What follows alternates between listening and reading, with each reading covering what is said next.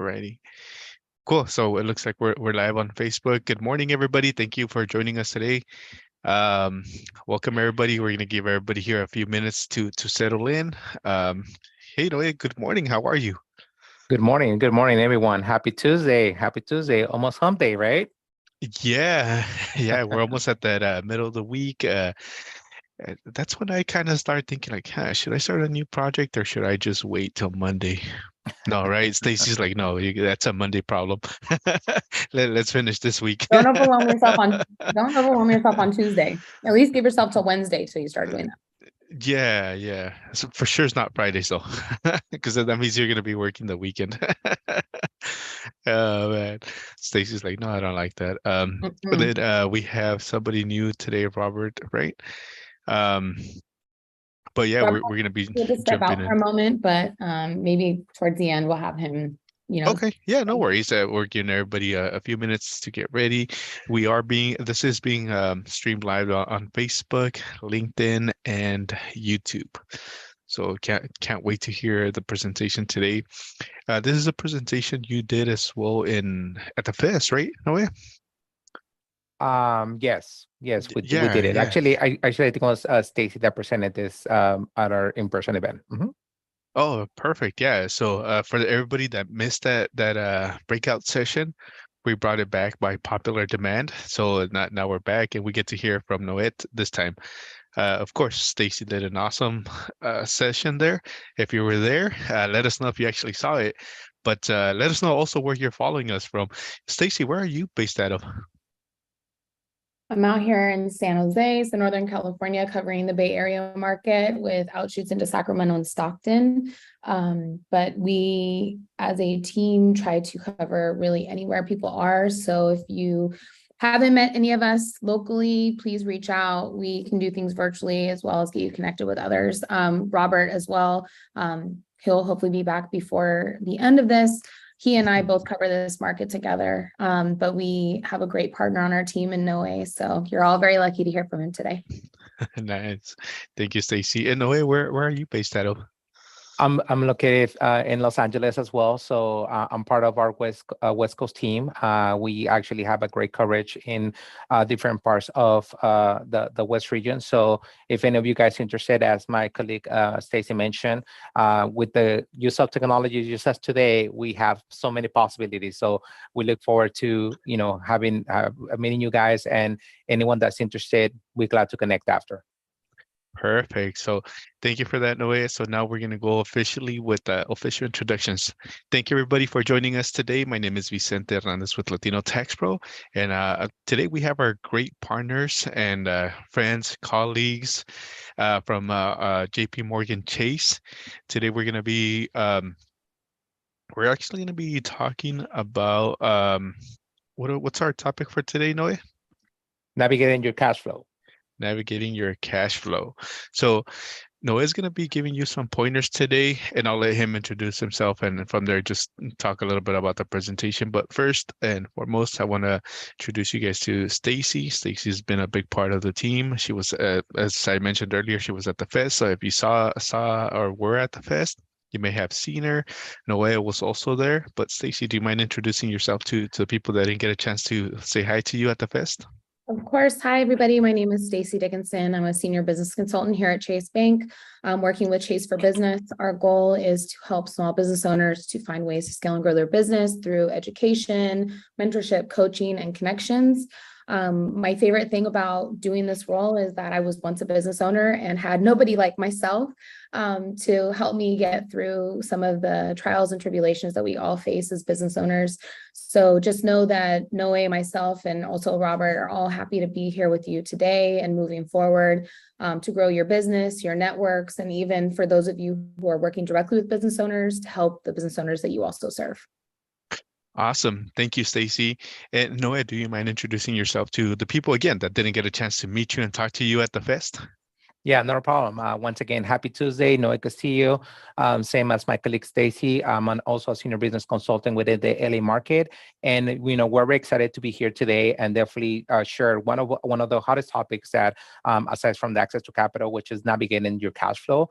As part of our mission with this program is to build that diverse business strategies for those minority founders and making sure that we can help you to take to the next level. So today we're gonna be talking of how make your business profitable. At the end of the day, we as a business owners, that's where you want to succeed, right? Making sure that your bottom line is profitable, and hopefully this could be of great benefit to you all. Yeah, definitely. Thank you, Noe. I know some of the points you're going to be talking in navigating your cash flow. One of them is cash flow basics, right? And then also maximizing cash in and maximizing the cash out. And then you also have a tool. We have a link for the tool that I'm gonna share with everybody. Whether you're following us on any social media platform or here on Zoom, I'm gonna go ahead and share that link with you all. So with that said, Noe, if you're ready, you can bring up your presentation for everybody else. So while he gets that up and running. If you have any questions, please use the Q&A box if you're following us here on Zoom. If you're on Facebook, submit them in the chat, and I will ask the questions directly to Noe, or any other platform. I will submit those questions to Noe so he can answer them live if possible. So Okay, we'll try great. to get as many as we can. Great. Okay, Awesome. great. You guys can see the screen, right? Yes, sir. And Okay, it's great. all you. Okay, great. So, I'm going to skip a little of my presentation because I know we want to be cognizant about time and making sure that we leave enough time for Q&A. So now, when one of the things that, as we mentioned earlier, we're going to talk about cash flow, right? So when you think about cash flow, think about that being the fuel for your business, right? So without the right cash flow, your business will not run smoothly, right? So it's very similar to a vehicle, right? If the vehicle you don't use the fuel for the vehicle's not going to run, right? So your business is very similar, right? So the cash flow is going to be that fuel that is going to keep your business up running and hopefully running smoothly. At the end of the day, that's what we're hoping for. Now, remember that success of the cash flow is having when you need it, right? And that's part of that. I mean, one of the things that we learned about the pandemic is that a lot of people did not have the right cash flow or the right cash flow buffers during that specific situation. So we want to make sure that as you're moving into your business, that you have a bit of a cash buffer in case of any emergencies or any anything that comes up that you did not anticipate. So making sure that you're prepared for that. So now a little bit of a survey. You are more than welcome to share on the chat. But in regards to today, how confident are you as a business that you can reach a month-to-month closure of your business? So meaning that if you don't have any customers coming in or you don't have any cash in, do you feel like you have enough of a cash buffer for the next 30 days or at least for a month, right? So number one, if you're a little bit worried about that. Number two, a little concerned. Number three, not sure. Number four, you're optimistic. Or number five, you're very confident that you have the buffer. So, something that you can answer at your own time. And once again, each business is at a different stage. So we completely understand that.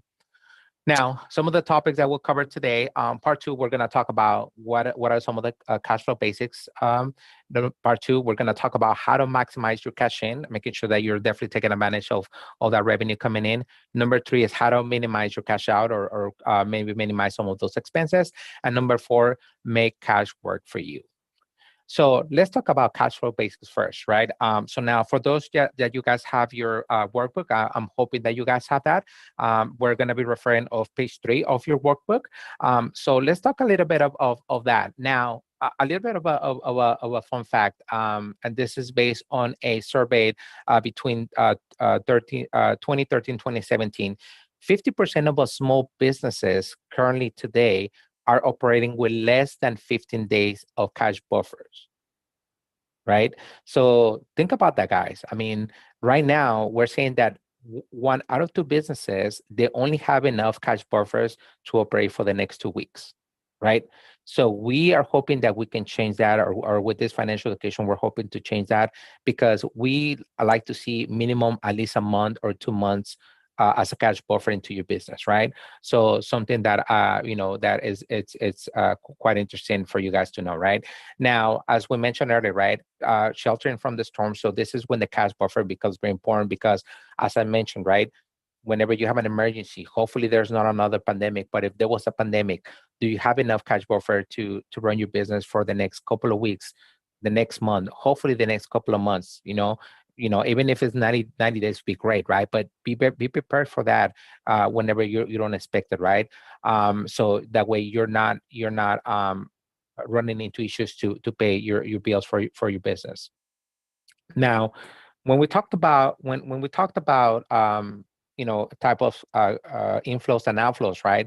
So now think about your operating your operating part of your business, right? So your operating could be your your day-to-day, paying your employees, paying for your electricity, for your internet, sometimes for like even your inventory, right? Ingredients, so depending on your business you have, right?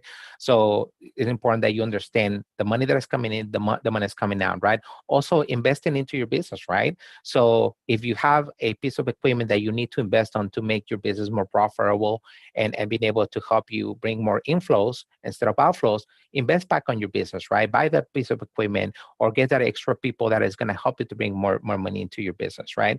The financing part, right? Sometimes, maybe you don't have all the money up front to invest into your business. So the financing, this is what is going to become important to have that access to capital, because that's going to help you not to drain all your money or all your liquidity up front to invest into that piece of equipment or to invest into that part of your project for your business. So the financing component, it's going to be important.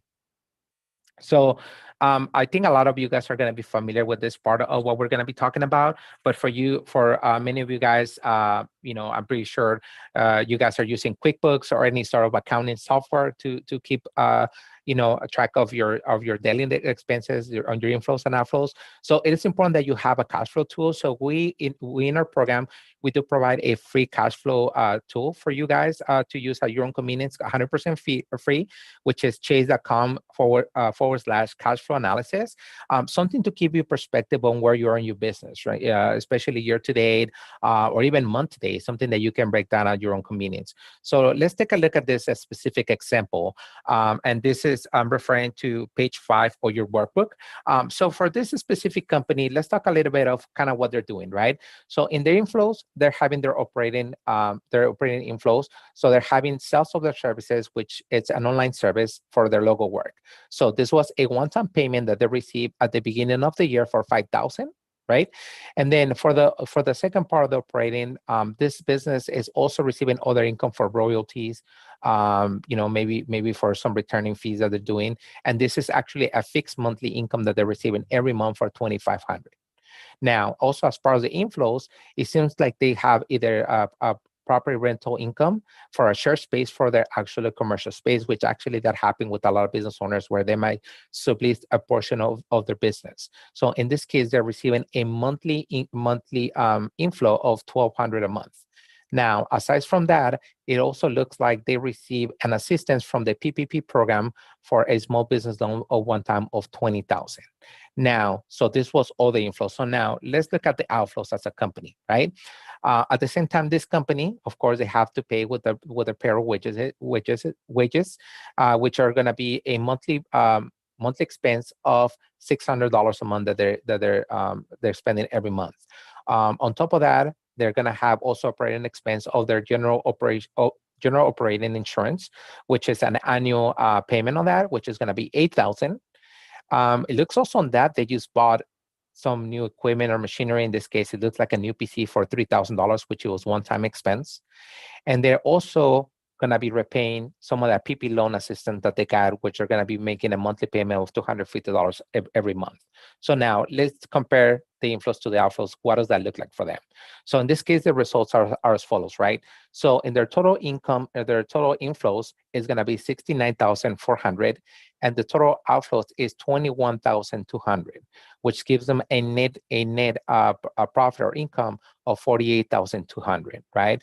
The good thing about, or the great thing about this cash flow analysis, that it actually gives them the breakdown. If you look at the bottom of the graphs, what part is going to what is being invested in the operating, financing and investing of the business. And then it shows them where like the peak points where they have more inflows, and where like some of the outflows could have an impact on their business. So it's very important that yourself as a business, regardless of the tool that you use, either QuickBooks, Soho, or any of those platforms, that you understand how to input that information on your system, so you can understand the trends of your business and the cash flow of your business. So once again, after this presentation, you feel free to use our link for your own purposes of cash flow. Once again, chase.com/cash flow analysis, or once again, feel free to use your own tools, but making sure that you understand, not just by keeping receipts, but also typing it and keeping it on a tracking software or platform is going to be very important to kind of give you a good perspective of your business. Now, let's talk about the second part, which is minimizing your cash in, right? Making sure that you bring as much cash as possible. So 4 ways to identify and make sure that make the most of your business opportunities.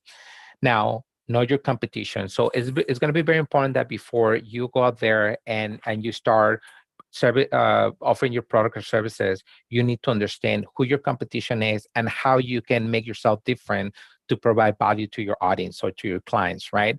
So know your competition, know who's around you, and know who's going to be competing with you. It's going to be important.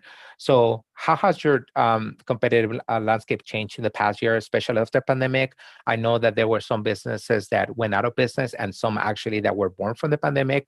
So, something you can answer to yourself, or even through the chat, share with us, how do you think it has changed for you, right? In the past year, even after pandemic, or even right now, a bit on the economic downturn, what does that look like for you and your business and your industry? So on page 11 of your workbook is something that we'll discuss right now shortly, right? But it's a great exercise that you can complete as far as how your competitive landscape it's currently right now in your business. So when you think about it, think about your price versus your value, right?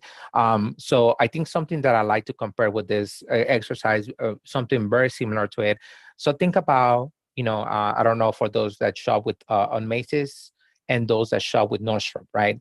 2 very similar stores, very similar products, but some of them, they offer something a little bit different, right?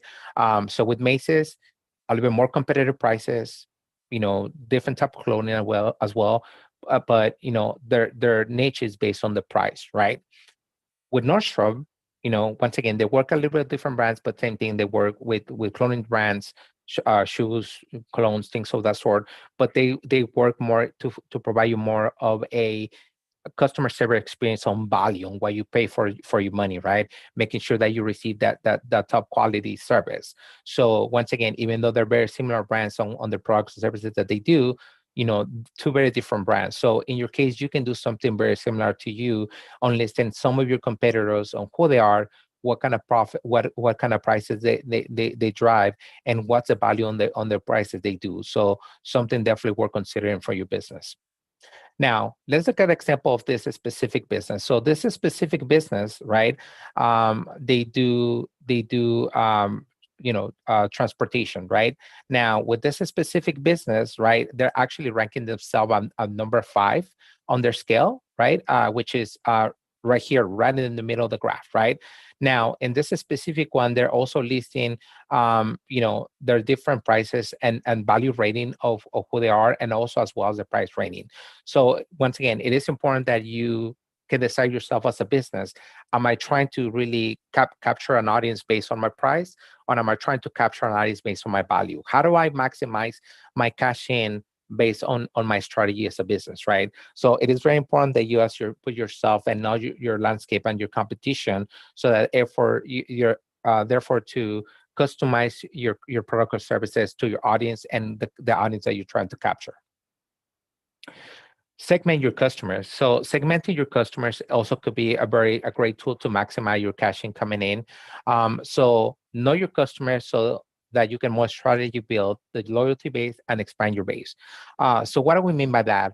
So, understanding your customers, you're usually gonna break them down into two different sectors, right? And this is gonna be on page 12 on your workbook as well. So think about your existing customers and your potential customers, right? So when you think about your existing customers, think about the customers that may come in all the time, but when they or even if they don't, but when they do they spend a lot of money on you, right? So that's typically your best customer because they're spending a lot of money on you, right? The sustaining customer may not spend a lot, but they shop frequently and they're loyal to you, right? So think about the customer that comes here and there, but you see them often. Maybe they don't spend a lot of money, but they come quite often to you, right? Now, when you think about the potential customer, right? It's customers that look like your current customers, but shops elsewhere for a product you carry, right? And then think about the aspirational customers, right? It's a customers that you like to have, maybe that they're influential, maybe because they represent what you like your product to be, right?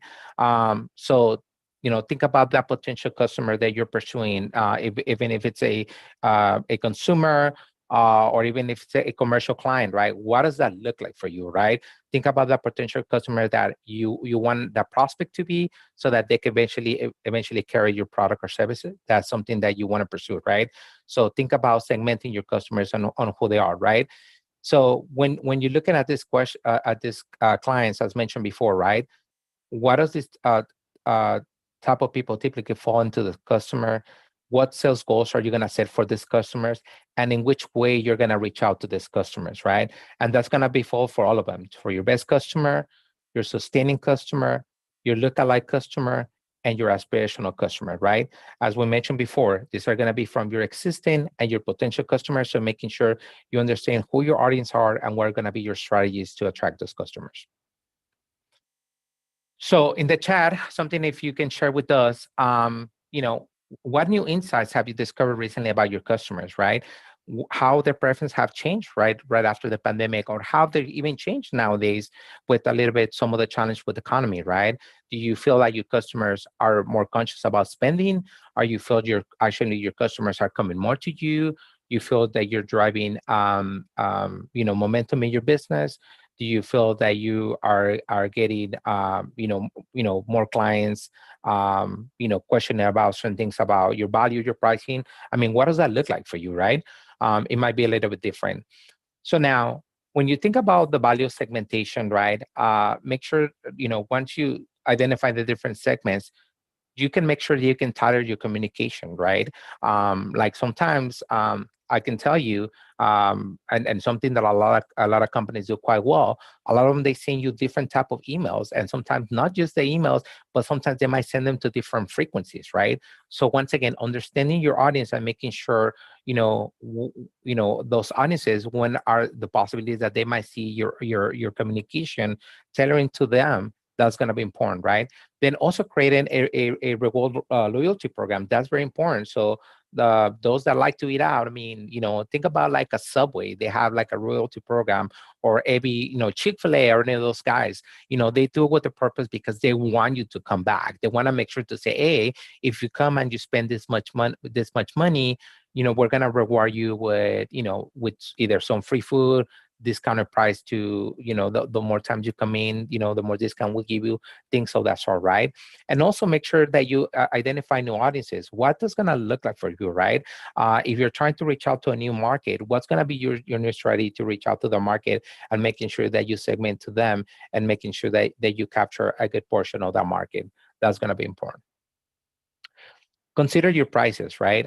As we mentioned before, sometimes what are you trying to provide? Is it the price or value, right? So by us saying consider your prices, we're not saying that you have to necessarily be the cheapest, but you can also be, you can still provide value at a higher price, but you have to decide what does that really look like for you, right?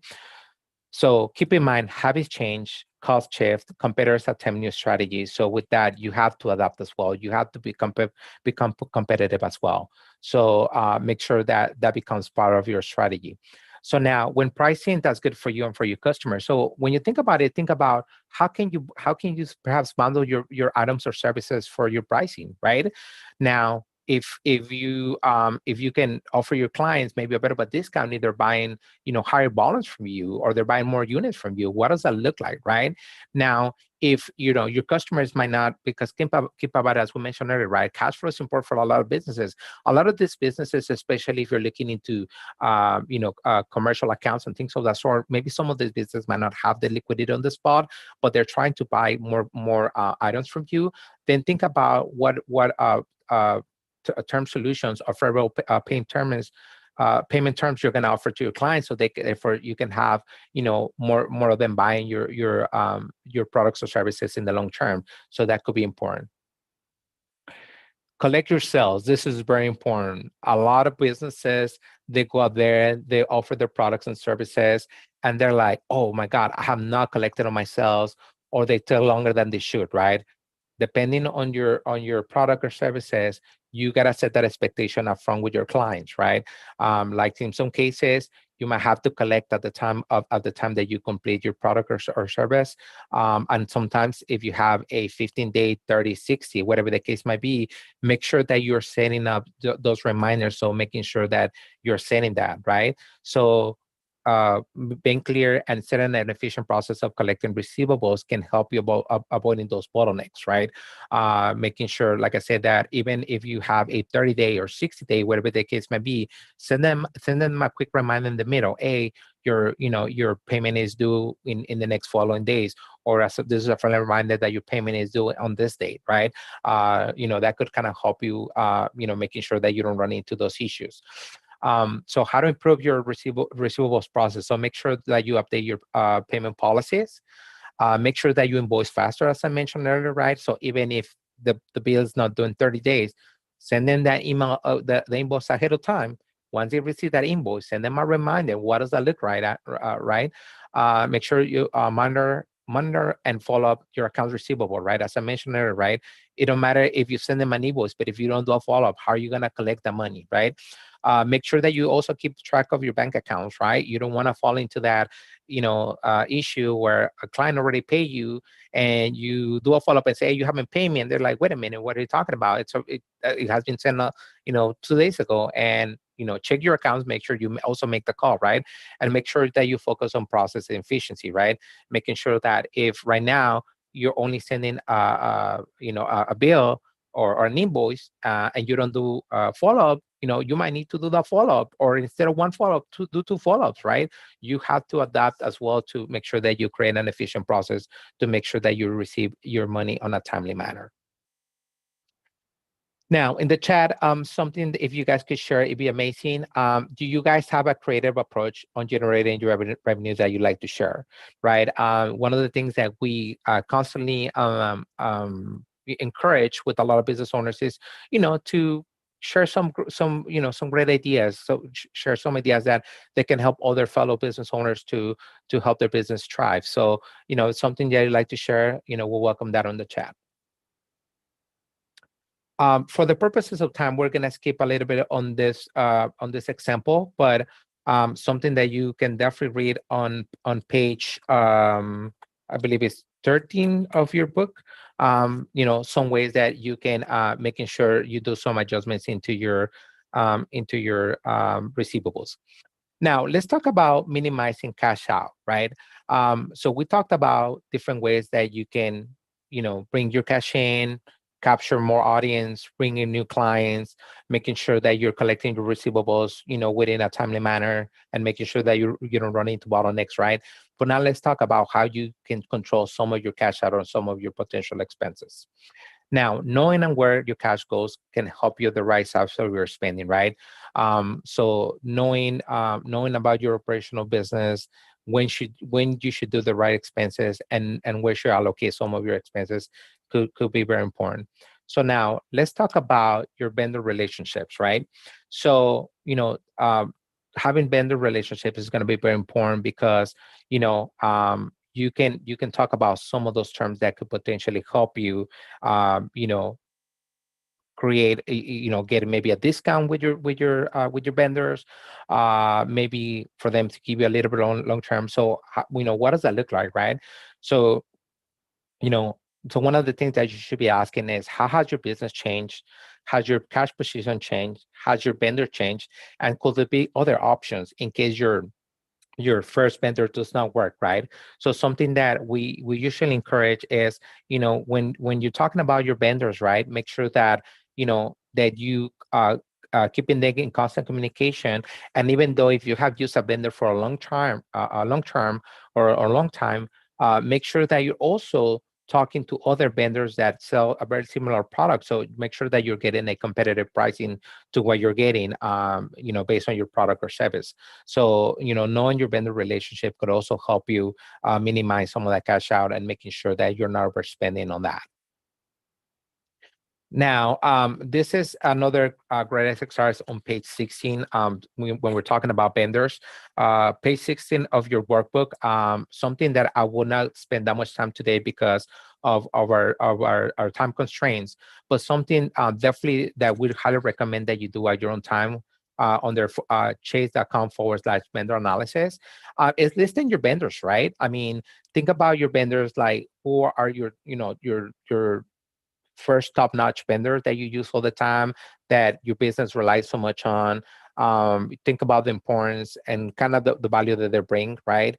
And then think about like the spending that you're doing with them, right? What does that look like for you? And also listing different vendors. So, think about how these vendors could potentially change. Once again, if your vendor first, or your first vendor doesn't work, what are your options, so that making sure that you can control some of those expenses on your business, that's going to be important. So once again, for the purposes of time, we will not spend time on this exercise today, but this is actually the example of, and actually on page 13, that is something where it talks about a great example of what does it mean to have great vendors in your portfolio. Now, let's talk about also, in regards to your staff, right? Your employees, right? High performing teams, right? So how can you control those expenses with your team members? So making sure that you're hiring the right people, not just to control the essential task, but also how you can hire the right individuals to making sure that they perform to the business, and making sure that that they can help your business thrive without having to bring maybe additional individuals, or individuals that they can really do the job, right? So which members are going to be needed for essential tasks? What tasks can be automated, cut back, or outsourced, right? So some of the things, I'll give you some good examples, right? So like, let's say if you have a business where it might require for you to have, like, let's say some IT work in your company, right? Maybe you might not need a full-time individual to do that for you, but maybe outsourcing that work might kind of help you to solve some of the costs, if you don't, versus having that full-time employee there, right? Then also being able to delegate some of that work, that could kind of help you, cut some of the costs involved. Are there any gaps that could be filled by a contractor or an intern, right? That might be another option, where sometimes if you have a delivery option that that you don't do a software, but it's part of your business, perhaps contracting that work outside of yourself, that might help you to cut some of that cost involved, right?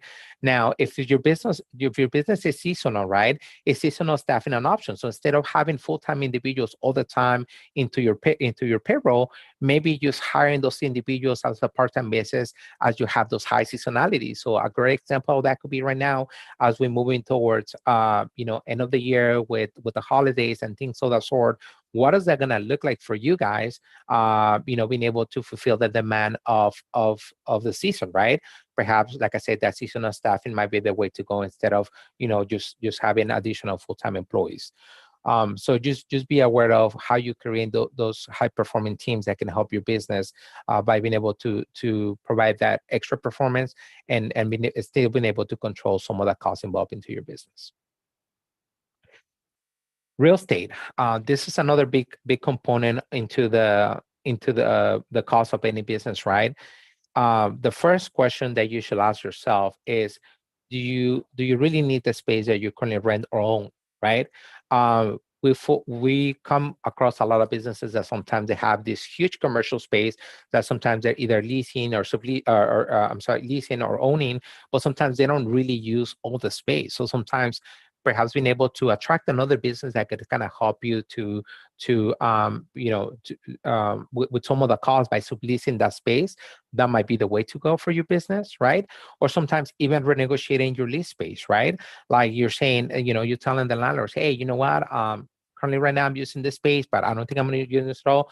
Is it possible that maybe if we cut down this portion, can we renegotiate what those terms look like for me, right? Can I pay less than what I'm paying, right? Because I'm not really making use of all the space, right? So making sure that you guys, are cognizant about that. That could be such a significant cost into your into being able to minimize your cash out, and at the end of the day, help you to provide a more significant, positive number at the end of your expenses. That could go a long way for a lot of businesses. So spending on inventory, right? So inventory ties up cash. So it's important to always have the right amount, right? So think about that for a minute. Now, depending once again of your industry, on your product or service that you offer, I'm gonna use a restaurant as a good example, right? Sometimes we see a lot of restaurants where they buy so much inventory of perishable foods or items, where sometimes they have to throw a lot of that away because sometimes they don't use it. They don't use it within a certain amount of time. So making sure that you're constantly tracking, the amount of inventory you're gonna really be using, depending on your also on your seasonality, right?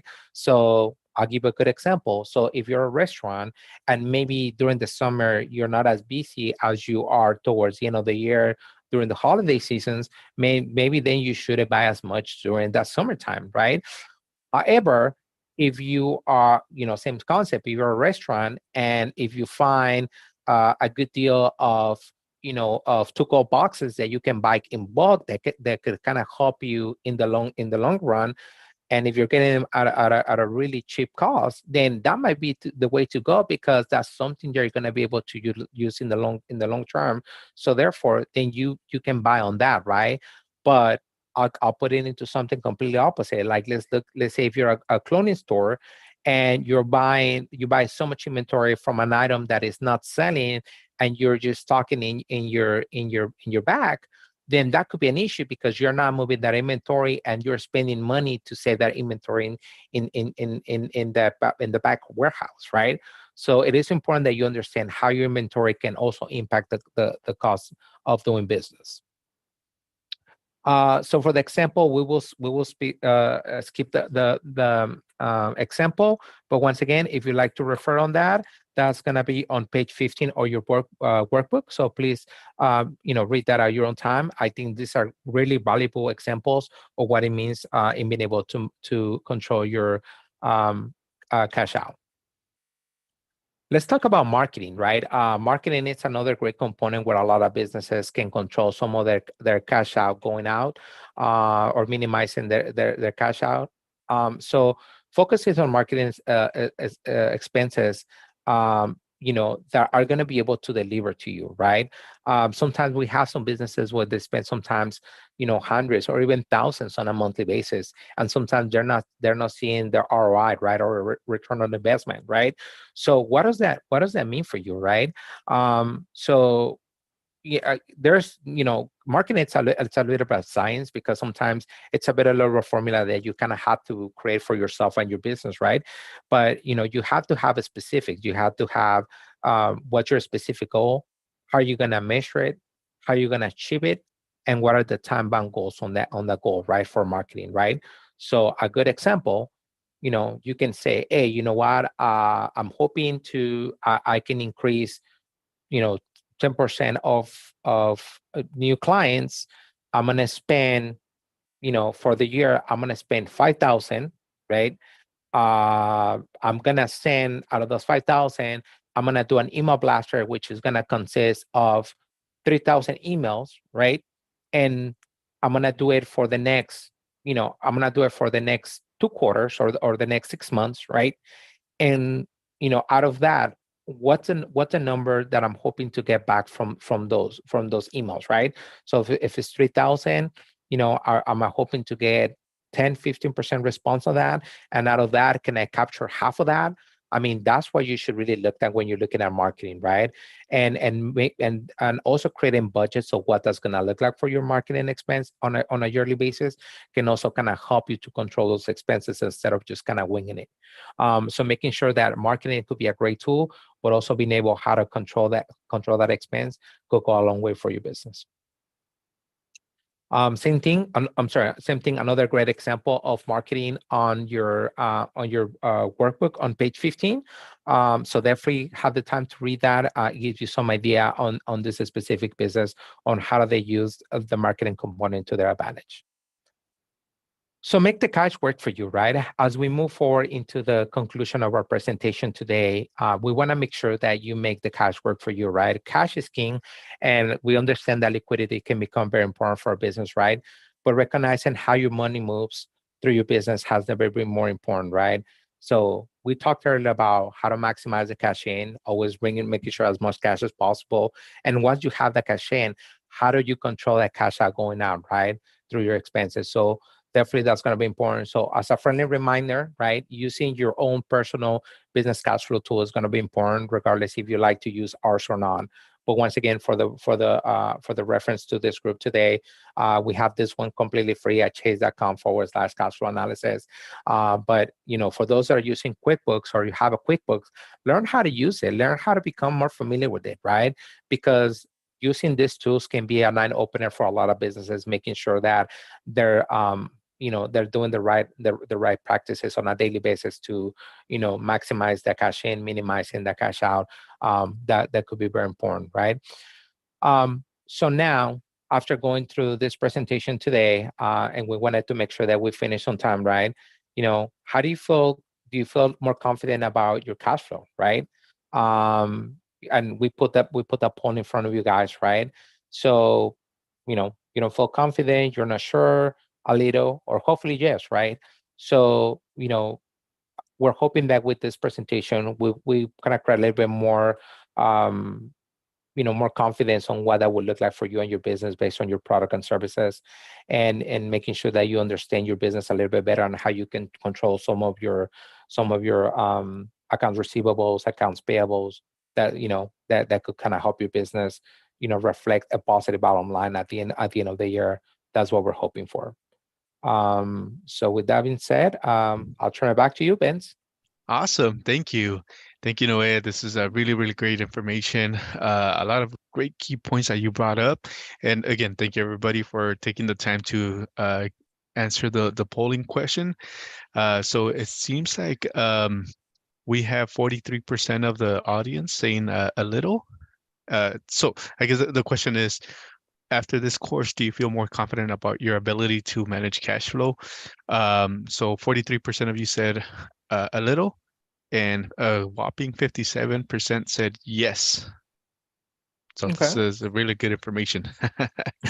So awesome. So we're getting some Mary Lou says good for the info. And also Mary Lou asked a really great question.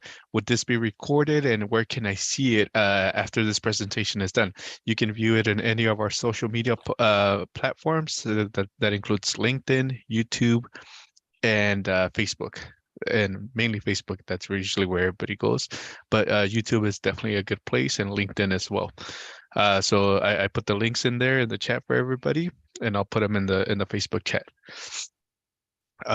So now we have it open for questions for Noé. We have a few minutes, and if you have any questions, feel free to submit them. But I know you showed at the last slide the cash flow tool.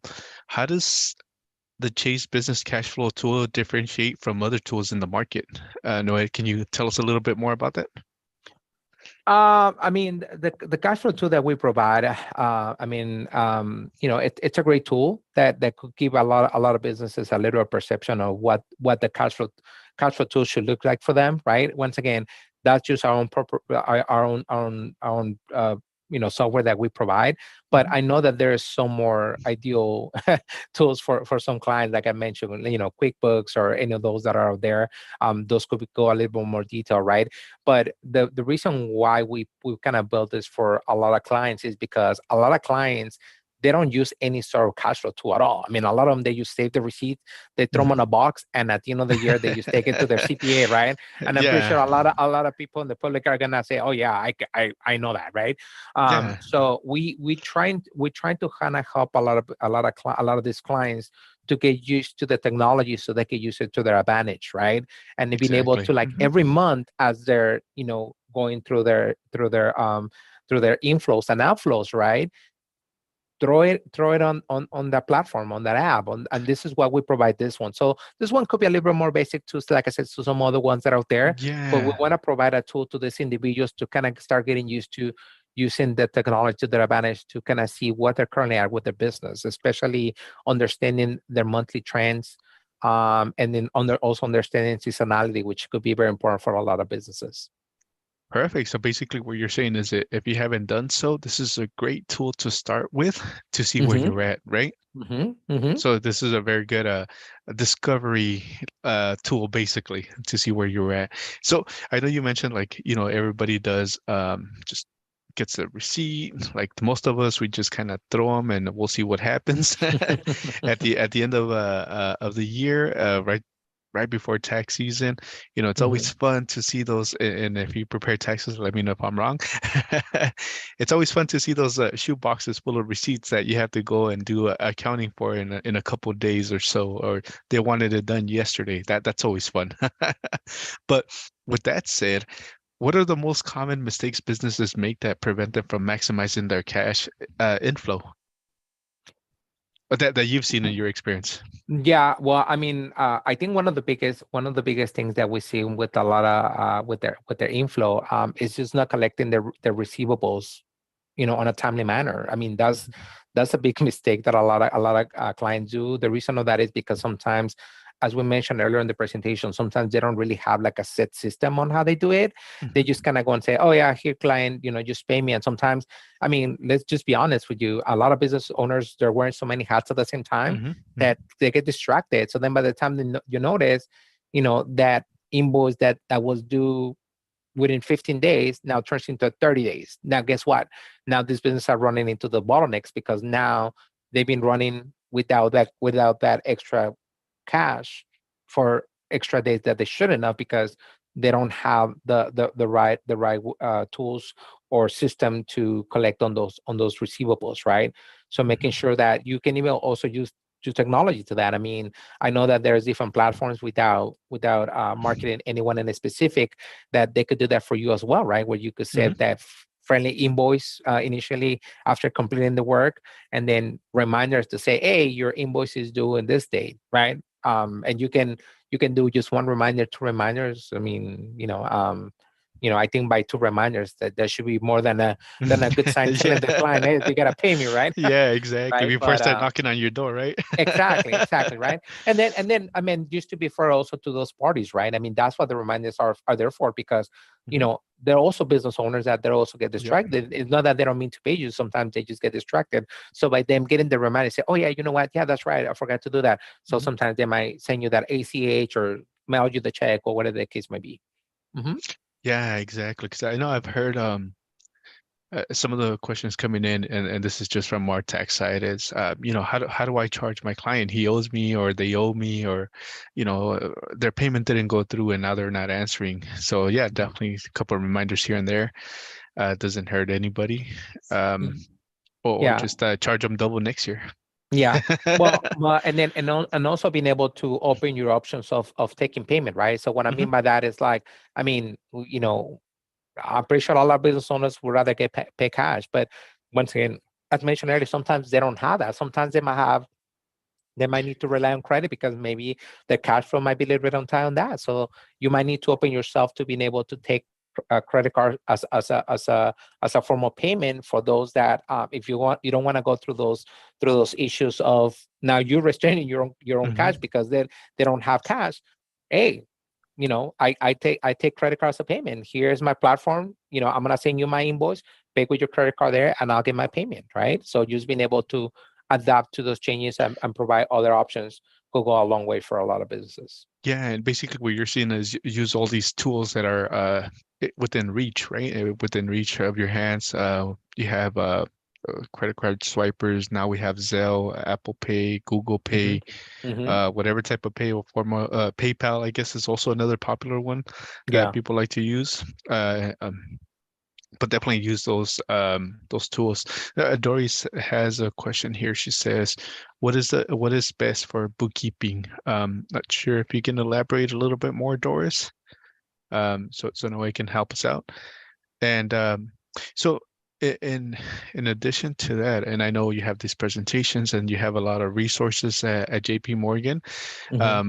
How does JP Morgan Chase support businesses, not just understanding, but also improving their cash flow, Noe? Yeah. So as we mentioned earlier at the beginning of the presentation through my colleague Stacy. So with our program, we offer one-on-one coaching and mentoring, which we concentrate into 5 areas of support. Number one, actually, which is one of the biggest topics today, cash flow, right? Because a lot of businesses sometimes they come to say, "Oh, I just need money," but sometimes they don't really need a loan. Sometimes they might just need to make adjustments into the cash flow to make a profitable business so that they don't have to borrow money. Sometimes it's just, making some adjustment in those expenses, and that could be a solution, right? So that's number one. Number two is the access to capital, because, there might be some projects for expansion. As we mentioned earlier, there might be some financing that you need to do in your business in order to make your business grow. So this is where the access to capital is going to be important. So we can help with that. The third one is operations management. As we mentioned earlier, your high performing teams, what do they look like to you, right? Because sometimes business owners could be great on do what they're doing. So like if you're doing your taxes and all that, you're a tax preparer, you're great. But sometimes, having the strategy or bringing the right individuals to provide the right performance on your business could also help you maximize on your business.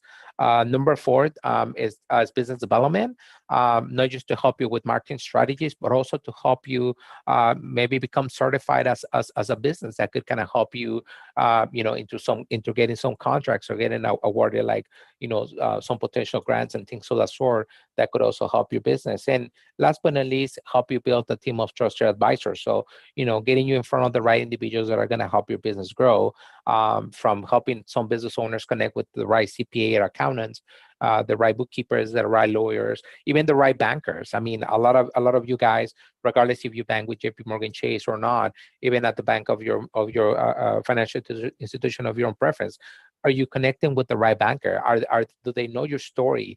Do they understand who you are? Are they really helping you with the products and services that they have to really take your business to the next level? So those are all the areas that we cover within our program with JP Morgan Chase, that we do through our one-on-one mentoring, and all of that is done directly either through me or through Stacy or any of our counterparts within the market. So it's not like we funnel you through someone else. Actually, they'll come directly to us. Awesome. Thank you, Noe. That's a really great information. And definitely you want to make sure that I think talking to the right people is always key. And if they understand what you're going through and any additional solutions that you may need, it's always great and appreciated. But yeah, it looks like we're getting close to the conclusion to our presentation. Doris had mentioned what is the best to keep track of receipts for small businesses as far as bookkeeping goes. Do you recommend any software in particular? I don't. Once again, we don't really get paid for that. Yeah. Or what have you seen more common use amongst your customers? I get would be the right question. Well, I think the system that it's the one of preference is usually QuickBooks. That's the one that we've seen very well-known platform. Soho is another name that comes out quite often. You know, at the end of the day, keep in mind that, you as a business owners, when you are understand how to use the system, you actually help your CPA to make the strategy a little bit better for you, for not just for you, but also for your CPA. Because if you do a lot of that heavy work by inputting like some of the receipts and plugging them and saving them and still saving them for future user reference, trust me, you're doing a lot of work for them that you don't even kind of have to pay premium for that anymore, right? Because then you're able to understand where you've been doing and where you capturing that into your accounting system, though. So, so something that I encourage a lot of business owners, regardless if your CPA or your bookkeeper is doing a lot of this work for you, understand that component of it, because as you're moving into the access to capital factor, you're able to understand your business better and kind of communicate that to the bank of, this is how my business has been performing. These are my typical expenses. That you're able to kind of describe that better to any financial institution. Awesome. Thank you, Noe. And with that, we conclude our presentation for today. Thank you for everybody that participated, whether you were on Zoom, Facebook, YouTube, or LinkedIn. Thank you. Thank you, Stacy and Roberto. I don't know if you guys have any last words, Noe, before we take off today. I just wanted to put up his survey link if if you haven't already in the chat. And then Noe, I don't know, do you have your QR code for the survey? If you don't, I can pull it up. No, I don't. That'd be fine. I mean, right now we can just kind of list for the timing, because I know we just have a few more minutes. But there's the information. If you guys need to reach out to us in front of you, there's my contact information. Stacy, if you'd like to share your information via chat as well. So if there's anything that we can help you guys, in regards to our mentoring program, if you have any questions that we didn't answer through our presentation, that'd be great. We're here to help you guys and support you guys, and feel free to share this with anyone. This is 100% free. There's no cost to it, though. So what else can you ask for? Yeah, the only thing that can happen is definitely get more tools to elevate your business. But again, thank you, Noe, for those last words. Any last words, Stacy, before we call it a day? Sure. The last thing, again, like Noe said, thank you so much for joining us. What we will do after this is we will follow up with you with the workbook in an email. So when you register, you provide your email to Latino Tax Pro. We'll go ahead and send you a follow-up email, come from myself or Noe. We'll also include the information for the survey. The reason why it's so important is because we don't know what other content you need if you don't let us know. So if you can please help us with, at the very least, putting information in that final box around things you're looking for from our presentations. We would love to get any feedback that we can. Awesome. Definitely. We encourage everybody to use the tools that JP Morgan here has to offer. And with that, do we have Robert back in, or is he still gone? No, he's up in another room, so I don't think worries. he has access. But thank you from both of us in the Bay Area. Yeah, thank you, everybody. We look forward to helping everybody. Yeah, thank you, Stacy, Noe, and the whole JP Morgan team. It's always a pleasure sharing screen with you all. And thank you, everybody, for taking the time to get in with this presentation. A quick reminder, we encourage you to fill out the survey. Other than that, hopefully everybody enjoys the rest of their day. See you on the next Facebook Live. Thank you. Bye-bye. Bye, everybody.